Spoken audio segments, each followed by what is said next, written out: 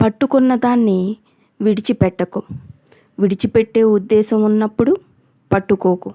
అది ఆశయమైన బంధమైన.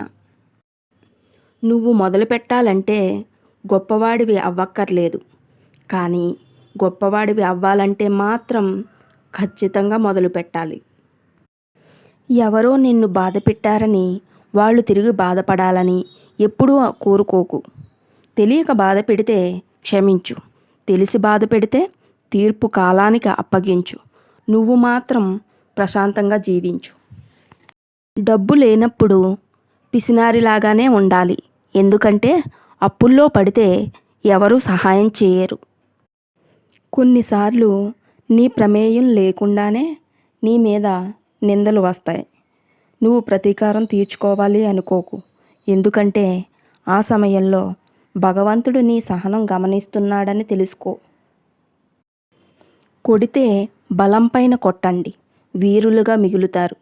బలహీనతపై కొట్టకండి, పిరికివారిలా మారతారు. కోపం తెరలాంటిది, తీస్తే పోతుంది. బాధ గాయం లాంటిది, మానిపోయినా అలానే ఉంటుంది. కోపం తెచ్చుకునే హక్కు ఎవ్వరికైనా ఉండవచ్చు. కానీ ఆ కోపంతో క్రూరంగా ప్రవర్తించే హక్కు మాత్రం ఎవ్వరికీ లేదు. జీవితంలో అబద్ధాలు చెప్పేవారిని క్షమించు. కానీ అబద్ధం చెప్పి ఇదే నిజమని నమ్మించేవారిని మాత్రం జీవితంలో క్షమించవద్దు. అబద్ధం అప్పు లాంటిది.